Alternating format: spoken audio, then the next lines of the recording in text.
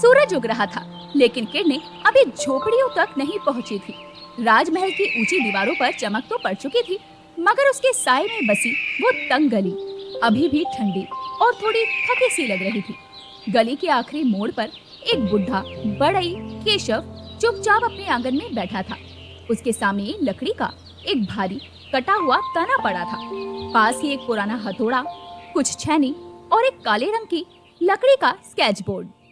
केशव ना तो निहार रहा था, ना काम कर रहा था, बस हथेली से लकड़ी पर धीरे धीरे उंगलियां फेर रहा था, जैसे वो गड़ने से पहले उसमें कुछ महसूस करना चाहता हो। आसपास ना कोई शोर, ना कोई चहल पहल, सिर्फ लकड़ी की सांसें और एक बूढ़े शिल्पकार की खामोशियां। शाम हो चुकी थी, लेकिन केशव वहीं बैठा था। तभी पीछे से उसके 17 साल के बेटे नारायण की आवाज आई। वो पीछे रोटी और मिट्टी का लोटा लिए खड़ा था। बाबा, रात होने को आई है, खाना नहीं खाना क्या? बेटा, जब सोच करवट लेती है तब कहाँ भूख और नींद टिकती है। सोच करवट ले रही है या कुर्सी? आप हर साल यही करते हो ना, राजा के लिए कुर्सी बनाते हो, महीनों तक पसीना बहाते हो, फिर भी दरबार में जब कुर्सी रखी जाती है तब कोई नहीं पूछता कि ये किसने बनाई। पूछते हैं बेटा, अपनी तरह पूछते हैं। वो उंगलियों से डिजाइन, वजन और रंग सब नापते हैं। वो बोलते नहीं, पर कुर्सी पर बैठते वक्त जो उनकी पीठ टिकती है वहीं से मुझे जवाब मिलता है। पर जवाब में तो आपका नाम नहीं होता, सिर्फ तारीफ होती है, और वो भी महल की कुर्सी की और महल के कारीगर की। बेटा, सच ये है कि मैं सबसे सुंदर और टिकाऊ कुर्सी बनाता हूँ, जो बैठने वाले की पीठ मजबूत रखती है, जिससे बैठने वाला झुक ना जाए। और ये मेरी पहचान है, बिना नाम के भी टिकाऊ। ये कुर्सियाँ बोलती हैं बेटा, मैं नहीं। दूसरी सुबह सूरज उगते ही रोशनी केशव के घर की टूटी खिड़की से सीधे दीवार पर टंगी उस कुर्सी के पुराने ढांचे पर पड़ रही थी, जो केशव की पहली कुर्सी का स्केच था। उस पर नीचे लिखा था, दरबार संख्या 1, वर्ष 12, हस्ताक्षर नहीं। हर साल राजा के दरबार में एक नई कुर्सी जाती थी, बिना किसी हस्ताक्षर के। हर साल केशव अपने ही नाम को चुपचाप छोड़ देता था।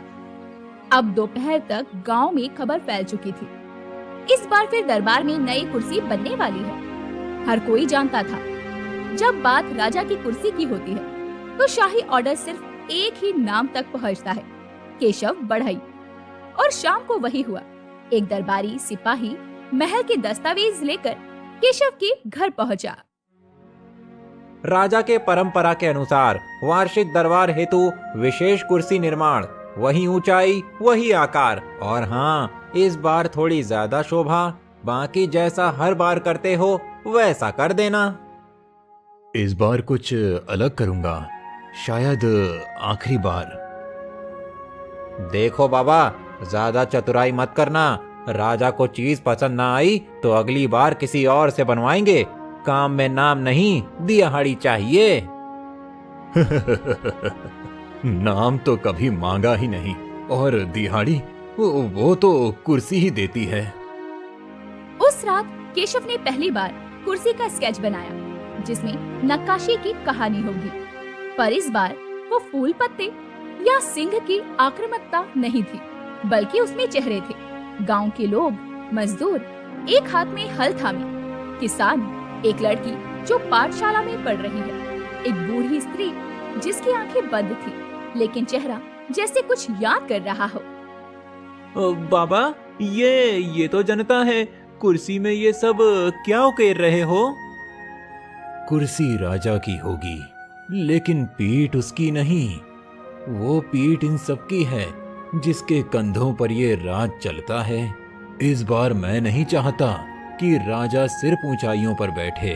मैं चाहता हूँ कि उसे वो दिखे जो उसके नीचे है। पर बाबा, ये तो खतरे की बात है ना। अगर राजा नाराज हो गया तो? अगर उसने पूछ लिया ये सब क्यों बनाया? तो पहली बार पूछेगा ना बेटा, पहली बार कोई पूछेगा किसने बनाई ये कुर्सी, बस ये पूछ लिया तो मेरी पूरी उम्र का काम सफल हो जाएगा।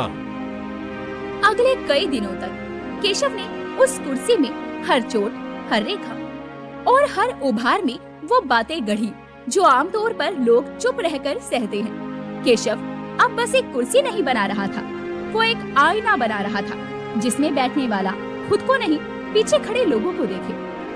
कुछ दिनों बाद केशव ने उस कुर्सी को मढ़ के तैयार कर लिया। राजमहल तक वो कुर्सी 4 आदमी उठाकर ले गए। लकड़ी की सतह इतनी चिकनी थी कि जब हाथ उस पर फिसलता तो कोई दरारें या उभार महसूस नहीं होता, पर अगर ध्यान से देखो तो हर उभार एक चेहरा था, एक जीवन, एक संघर्ष और एक प्रार्थना। महल में उस दिन विशेष तैयारी थी। एक नई दरबारी बैठक जिसमें राज्य के सभी जिलों के प्रतिनिधि और गणमान्य उपस्थित होने वाले थे। राजा वीरेंद्र सिंह का सिंहासन महल के पूर्वी छोर पर लगाया गया। उसके पीछे एक नया ऊंचा मंच बना था। कुर्सी को बहुत सतर्कता से वहां रखा गया। शाही कालीन पर जब चारों सिपाही धीरे से उस कुर्सी को जमीन पर टिकाते हैं तो लकड़ी की वो ठोस टिक आवाज गूंजती है। और वहीं महल की दीवारों पर लगी सोने की दीवार नक्काशी के बीच वो सच्चाई से भरी कुर्सी चमक नहीं रही थी, बल्कि वो गूंज रही थी। राजा वीरेंद्र सिंह दरबार में प्रवेश करता है। पीछे झूलती तलवारें, बाजू में चमकते अंगरक्षक, सिर पर भारी मुकुट, लेकिन चाल में कोई थकावट नहीं। राजा अब मंच की ओर आगे बढ़ते हुए, कुर्सी तैयार है। देखने में तो कुछ अलग लग रही है। पास खड़े सभा लेखक ने बात संभालने की कोशिश की। हाँ महाराज, इस बार नक्काशी में कुछ कलात्मक गहराई है। गहराई मेरे सिंहासन में नहीं, मेरे निर्माण में होनी चाहिए। चलो देखता हूँ ये कुर्सी कितना भार सह सकती है। राजा कुर्सी के सामने आकर खड़ा होता है और कुर्सी की पीठ पर उसका हाथ ठहरता है। उंगलियां लकड़ी के चेहरे छूती है और अचानक रुकती है। एक बूढ़ी स्त्री का चेहरा, आंखें बंद, ललाट पर झुर्रियां। राजा का हाथ अटक जाता है। ये चेहरा, ये कोई आकृति नहीं, ये तो कोई भाव है। सामने कुर्सी की पीठ के ठीक नीचे एक उभरी हुई लकड़ी की पट्टी थी। उस पर छोटे लेकिन गहरे शब्द उकेरे हुए थे। जो दिखता है वही राजा नहीं होता। राजा की नजर वहीं अटक जाती है और एक क्षण दरबार की सरगोशियां थम जाती है। किसने बनाई ये कुर्सी? महाराज, वही पुराना बढ़ई केशव, वही जो हर साल बनाता है। हर साल वो बनाता है और हर साल हम उस पर बैठते हैं, पर कभी पूछा नहीं वो बनाता क्या है। राजा पीछे हटता है और कुर्सी को फिर से देखने लगता है। अब वो उसे सिंहासन नहीं, आईना लग रही थी। क्या बैठने में कोई आपत्ति है महाराज? मैं सोच रहा हूँ इस बार कुर्सी मुझसे कुछ कहना चाहती है। ऐसा कहकर राजा कुर्सी पर बैठता है। कुर्सी स्थिर है, कोई चूं तक नहीं, पर पीठ टिकते ही राजा को महसूस हुआ कि जैसे वो कहीं और पहुंच गया हो। दरबार चल रहा था। मंत्री एक एक मुद्दा रख रहे थे, प्रजा के विषय, फसल कर, व्यवस्था, आपूर्ति, और राजा जवाब दे रहा था। पर उसकी उंगलियां अभी भी कुर्सी की भुजाओं को सहला रही थी। वो चेहरों को याद कर रहा था। एक किसान, एक लड़की, एक मजदूर, हर चेहरा उसकी पीठ के पीछे था, जैसे अब वो हर फैसला उनकी पीठ पर टिक रहा हो। शाम को सभा समाप्त हुई। सभी बाहर चले गए, पर राजा वहीं बैठा रहा। इस कुर्सी में मेरी कोई कहानी नहीं है। यहाँ तो वो सब हैं जो मुझे राजा बनाते हैं और मैं इन्हें देख ही नहीं पाया। उसी रात राजा ने दरबार के मुख्य लेखक को बुलवाया। उस बढ़ई को बुलाओ, मैं उससे इस कुर्सी के बारे में बात करना चाहता हूँ। नहीं, शायद खुद के बारे में। गांव में केशव अपने घर के आंगन में लकड़ी के बचे हुए टुकड़ों से कुछ बना रहा था। तभी घोड़े की टापों की आवाज आई। दर्जनों सैनिक और आगे शाही लेखक केशव के घर की ओर आते दिखे। केशव जी, महाराज ने आपको महल में बुलाया है, अभी इसी समय। तभी केशव का बेटा नारायण चौंकते हुए बोला। क्यों बाबा, क्या हुआ? आप कुछ उल्टा तो नहीं कर बैठे थे ना? अगर कुर्सी सच बोले और उस पर बैठने वाला चुप ना रहे तो या तो गुस्सा आएगा या बदलाव। आपको डर नहीं लग रहा? जिसने अपना नाम ही नहीं मांगा कभी, उसे डर किस बात का।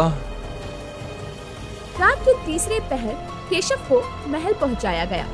राजा दरबार में अकेला बैठा था। वो कुर्सी अभी भी वही थी। तो तुम हो केशव बढ़ई? जी महाराज, मैं ही हूँ जिसने हर साल आपकी कुर्सी बनाई और हर बार सिर्फ देखकर चला गया। इस बार तुम कुछ लेकर नहीं आए, पर फिर भी बहुत कुछ देकर गए हो। ये कुर्सी सिर्फ मेरे लिए नहीं, शायद मुझे कुछ बताने के लिए है। क्या तुम जानबूझकर ये चेहरे वाली कुर्सी बनाकर कोई संदेश देना चाहते थे? नहीं महाराज, संदेश नहीं, सिर्फ एक सवाल। क्या राजा को हर बार ऊंचा बैठना चाहिए या कभी कभी नीचे भी देखना चाहिए? तुमने पहली बार मुझे मेरी कुर्सी से नीचे कर दिया केशव। तुम्हारी बनाई इस कुर्सी ने मुझसे मेरा सिंहासन नहीं मांगा, लेकिन मेरे अंदर का इंसान जरूर जगा दिया। कुर्सी पर बैठने वाला अगर सो जाए तो कुर्सी भी बोझ बन जाती है महाराज। इस बार वो बोझ मैंने नहीं बनाया, सिर्फ सच्चाई दी है।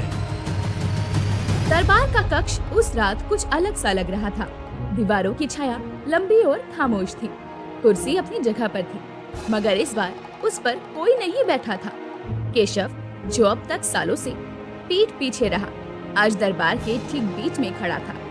सामने राजा वीरेंद्र सिंह, एक राजा, एक बढ़ई, एक सत्ता, एक शिल्प, बीच में खड़ी थी लकड़ी की कुर्सी।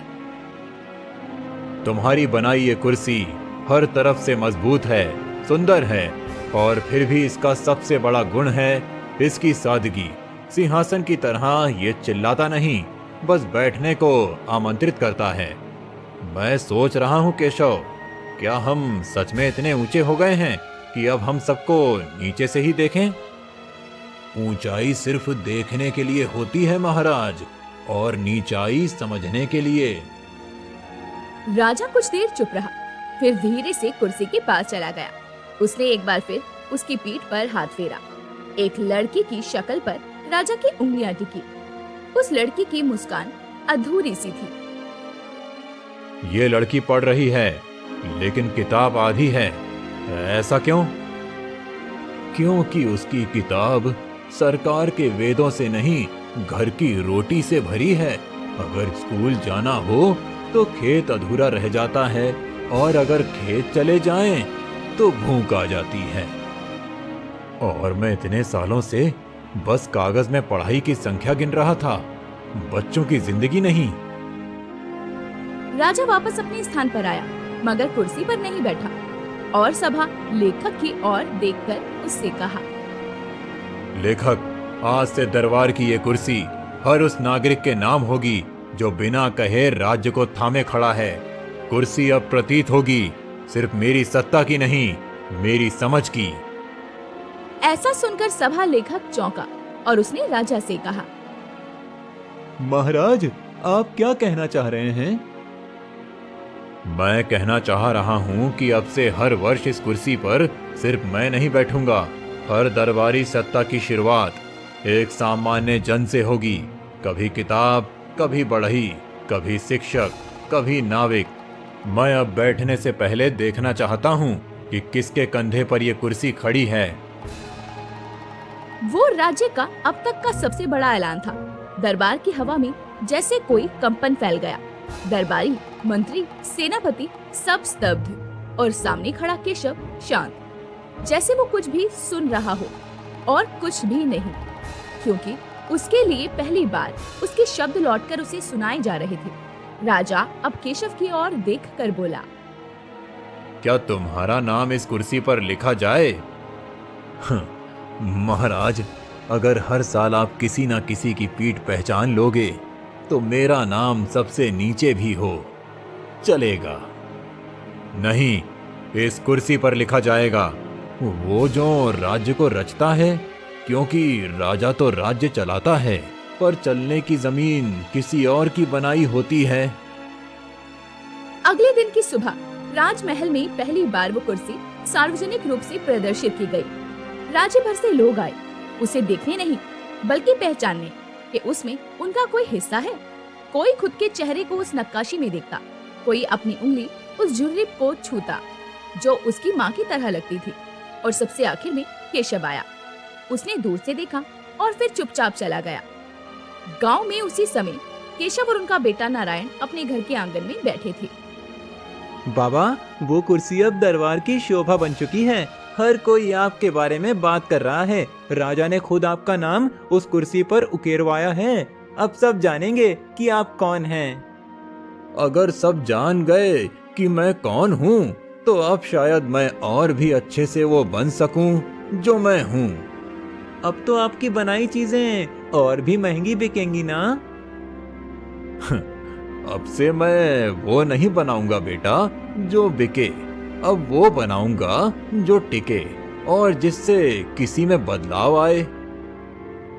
राजमहल में बनी केशव की कुर्सी अब सिर्फ सत्ता की नहीं रही थी, अब वो एक प्रेरणा बन चुकी थी। हर हफ्ते उस पर बैठने के लिए कोई ना कोई सामान्य नागरिक बुलाया जाता था। कभी कुम्हार, कभी चर्मकार, कभी स्कूल की शिक्षिका, कभी फसलों से लौटे किसान। राजा का शाही फरमान था कि जिस कुर्सी पर जनता की आकृति है उस पर पहले जनता ही बैठेगी। इस बदलाव का असर धीरे धीरे गाँव तक पहुँचा। अब हर गाँव में एक पुरानी कुर्सी को साफ करके किसी पेड़ के नीचे रखा जाने लगा, जिसे गाँव के लोग बोलने की कुर्सी कहते थे। उस पर बैठकर अब लोग गांव की परेशानियां, अपने अनुभव और समाधान साझा करने लगे। एक दिन सुबह केशव लकड़ी छिल रहा था, तभी उनका बेटा बाहर आकर कहता है, बाबा, वो जो कुर्सी आपने बनाई थी उसका एक हिस्सा अब हमारे गांव में भी आ गया है। सब कह रहे हैं कि आपने राजा को झुका दिया। मैंने किसी को नहीं झुकाया बेटा, मैंने उससे बस ये दिखाया कि झुकने से पहले क्या दिखता है। कुर्सी सिर्फ ऊंचाई नहीं देती, वो टिकाऊपन भी सिखाती है। बाबा, अब जब सब आपको जानते हैं, आप दरबार में सम्मानित हो चुके हैं, तो क्या आप अब भी यही काम करेंगे? हाँ बेटा, अब मेरे हर औजार में सिर्फ लकड़ी नहीं है, एक उम्मीद भी है। अब राजा वीरेंद्र सिंह भी बदलाव के रास्ते पर आगे बढ़ चुका था। उसने महल के आंतरिक बैठक में आदेश दिया, हमें हर 3 महीने पर राज्य के हर गांव से एक बढ़ई, एक शिक्षक और एक श्रमिक को बुलाना है। हम उन्हीं से पूछेंगे कि किस ओर राज्य चल रहा है और किस ओर जाना चाहिए। राजा के मुंह से ऐसा सुनकर मंत्री थोड़े असहज थे। तभी सभा लेखक ने कहा, महाराज, क्या ये आपकी सत्ता की मर्यादा के विपरीत नहीं होगा? मेरी सत्ता अगर जनता से परे हो जाए तो फिर वो राजा नहीं, बस एक महल बनकर रह जाएगा। राजा अब हर बैठक में सबसे पहले उस कुर्सी की ओर देखता और फिर निर्णय करता। कभी कभी निर्णय आसान नहीं होते, लेकिन अब उसके पीछे वो पीठ होती थी जिस पर लाखों कंधों का भार था। इधर गांव में नारायण अब पिता से बढ़ईगिरी ही नहीं, सोच भी सीख रहा था। पर उसके मन में अब एक सवाल बार बार उठने लगा।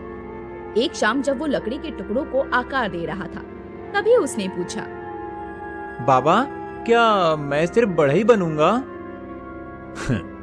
तू जो चाहे वो बन सकता है बेटा, पर जो भी बने उसमें टिकाऊपन जरूर रखना। बढ़ई हाथ से नहीं बनता, सोच से बनता है। मैं लिखना चाहता हूँ बाबा। आपने जैसे जैसे लोगों के चेहरों को लकड़ी में उतारा, वैसे ही मैं शब्दों में उतारना चाहता हूँ। तो लिख कि एक बढ़ई की बनाई कुर्सी पर एक राजा बैठा और उठकर पहले आम आदमी के लिए रास्ता खोला। लिख कि अगर हथौड़ा बोल सकता तो वो शायद कहता, मैं गुस्से से नहीं भरोसे से चलता हूँ। बाबा, आपकी बातें हमेशा कहानी लगती हैं। क्योंकि मैंने पूरी जिंदगी लकड़ी से बात की है बेटा, और लकड़ी कभी झूठ नहीं बोलती। नारायण अब अपनी डायरी में रोज कुछ ना कुछ लिखता था। एक दिन उसने अपनी डायरी में लिखा, मेरे पापा ने एक कुर्सी बनाई थी जिसमें कुछ भी चमकता नहीं था, लेकिन जब कोई उस पर बैठता तो खुद को छोटा महसूस करने लगता था। शायद यही असली ऊंचाई है। एक दिन राजा वीरेंद्र सिंह को नारायण के लिखे कुछ वाक्य किसी दरबारी के माध्यम से पढ़ने को मिले। राजा चुपचाप पढ़ता रहा। फिर उसने एक प्रस्ताव रखा। राज्य में युवा लेखक सभा का गठन किया जाएगा, जहां आम बच्चों की आवाज दरबार तक पहुंचनी चाहिए। और इस सभा का पहला सदस्य केशव बढ़ई का पुत्र नारायण बन गया था। गांव में जब ये खबर पहुंची, बाबा, राजा ने मुझे कहानी सुनाने बुलाया है। अब तू अपनी बात लिखेगा और राजा तेरी बात पर बैठेगा। अब सिर्फ मेरी लकड़ी नहीं, तेरे शब्द भी कुर्सियां बनाएंगे बेटा। नारायण अब राजकीय युवा लेखकों की सभा का हिस्सा था। उसके लेखन में अब सिर्फ कल्पना नहीं, जिम्मेदारी भी थी। हर बार जब वो लिखता तो उस हथेलियों को याद करता जो कभी लकड़ी पर चोट करती थी और आज उसकी सोच पर असर डालती है। एक दिन जब वो महल से लौटा तो घर में कुछ अलग सा महसूस हुआ। केशव आंगन में नहीं था। लकड़ी का काम भी अधूरा पड़ा था। नारायण दौड़कर घर के भीतर गया। उसने देखा कि उनके बाबा खाट पर लेटे थे। उनकी आंखें खुली हुई थी और चेहरा थका हुआ था। बाबा, कुछ हुआ क्या? आप इतने थके हुए क्यों हैं? शरीर अब पुराना औजार जैसा हो गया है बेटा। काम करता है पर अब आवाज देने लगा है। मैं अब ज्यादा लिखता हूँ बाबा, लेकिन आज भी जब कलम पकड़ता हूँ तो आपके हथौड़े की आवाज सुनाई देती है। तो अच्छा है ना बेटा, अब आवाज हथेली से नहीं, दिमाग से निकलेगी।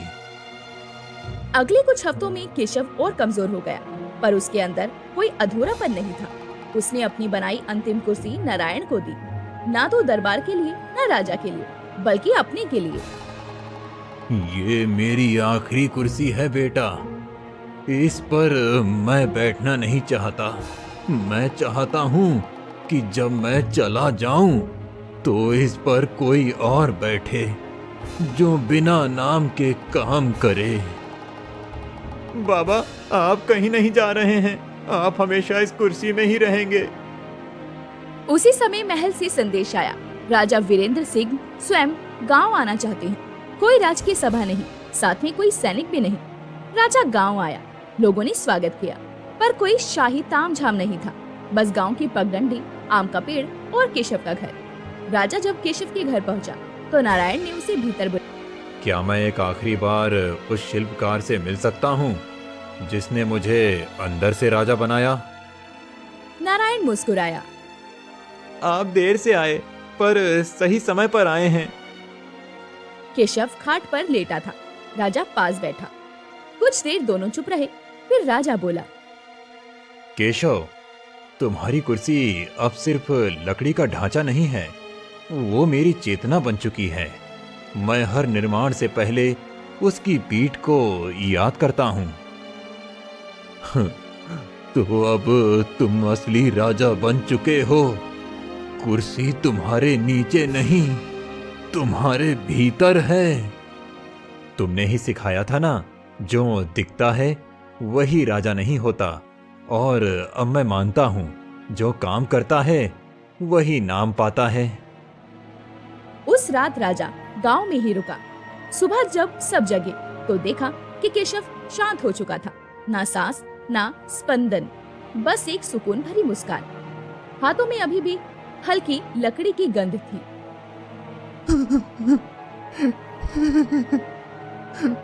बाबा, आपने तो कहा था आप कहीं नहीं जाएंगे, फिर इस कुर्सी को अकेला क्यों छोड़ दिया? वो कहीं नहीं गए बेटा। अब वो हर उस जगह हैं जहां कोई बिना नाम के काम करता है। राजमहल में राज्य शोक घोषित हुआ, लेकिन केशव के लिए कोई शाही अंतिम यात्रा नहीं हुई। उसकी अंतिम इच्छा थी कोई मुझे उठाए नहीं, मेरी आखिरी कुर्सी मुझे थाम लेगी। और वही हुआ। उसी कुर्सी पर उन्हें बिठाया गया जिसकी पीठ पर पहली बार उनका नाम लिखा गया था। वक्त गुजर गया, सालों बीत गए। उस दिन को जब राजा वीरेंद्र सिंह गांव आया था, वो दिन जब केशव एक बड़ई अपनी आखिरी सांस अपनी बनाई कुर्सी की गोद में छोड़ गया था। अब दरबार में कई बदलाव आ चुके थे। राजा वृद्ध हो चुके थे। नारायण अब सिर्फ लेखक नहीं, राज्य की सांस्कृतिक परिषद का प्रमुख था, पर उस कुर्सी की जगह नहीं बदली थी जो केशव ने बनाई थी। अब हर साल दरबार में कार्य कुशल दिवस मनाया जाता था, जिसमें उस व्यक्ति को बुलाया जाता जिसने बिना किसी पद, पुरस्कार या पहचान के काम किया हो, और उसे केशव की बनाई कुर्सी पर बिठाया जाता। ये सम्मान न भाषण से होता था न तारी से, बस एक साधारण बैठना, जैसे कोई आदमी अपनी पीठ सीधी करने के लिए थक कर बैठा हो। अब राजा ने सभा में एक निर्णय लिया। अब वक्त है कि केशव की तरह कोई और एक कुर्सी बनाए, पर इस बार कोई बढ़ई नहीं बनाएगा, कोई शाही आदेश नहीं होगा, बल्कि इस बार कुर्सी शब्दों में बनेगी, और वही बनाएगा जिसके शब्द कभी हथौड़े से ज्यादा प्रभावी लगे थे, और वो है नारायण। महाराज, वो कुर्सी पिताजी के हाथों की देन थी, मैंने तो केवल देखा और सीखा। लेकिन अब तुम्हारे शब्द लाखों आंखें खोलते हैं, इसीलिए अब ना लकड़ी से बनी कुर्सी की जरूरत है और ना ही लोहे की, अब सिर्फ शब्दों से बनी कुर्सी की जरूरत है। नारायण ने लिखना शुरू किया। उसने लकड़ी नहीं छीली, उसने चेहरे नहीं उकेरे, पर हर दिन अपनी डायरी में एक नया चेहरा लिखा।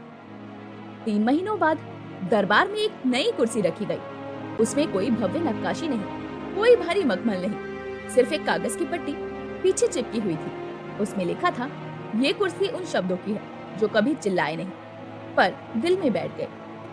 कार्यकुशल दिवस के दिन राजा अब बहुत बूढ़े हो चले थे।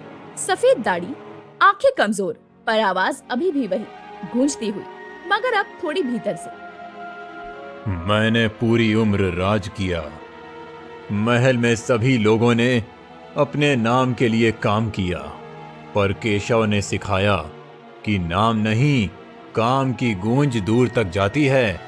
आज मैं आखिरी बार उस कुर्सी पर बैठना चाहता हूं जिसे शब्दों ने बनाया है। सभा में सन्नाटा छा गया। राजा ने धीरे धीरे चलकर उस कुर्सी की ओर बढ़ते हुए कहा, मेरी सबसे बड़ी कुर्सी वही थी जिसने मुझे बैठने से पहले देखना सिखाया, और अब मैं उस कुर्सी से उठकर किसी और को वहां बैठाना चाहता हूं जो ना राजा है ना लेखक, पर वो सबका कंधा बने। नारायण ने पास आकर एक नाम पढ़ा। रमेश मिस्त्री, जिसने पिछले 20 वर्षों से एक भी छुट्टी लिए बिना नगर की गलियों की सफाई की। रमेश को बुलाया गया। उसने फटे कपड़े पहन रखे थे, हाथ में झाड़ू का डंडा अभी भी था। वो कांपते हुए सामने आया। कृपया बैठिए, ये कुर्सी आपके लिए बनी है। आपने किसी के महल को नहीं, पर समाज को साफ रखा है। रमेश बैठा। सारी सभा खड़ी रही, कोई तालियां नहीं बजी, पर वो खामोशी केशव के हथौड़े की गूंज जैसी थी। वर्षों बाद जब इतिहास लिखा जाएगा तो उस कुर्सी का जिक्र जरूर किया जाएगा जो हर साल बदलती रही, पर जिसकी पीठ एक जैसी रही। वो पीठ केशव की सोच की थी, और उसकी छाया में बैठा था हर वो इंसान जो पहचान नहीं चाहता था, बस अपने काम से किसी को टिकाए रखना चाहता था।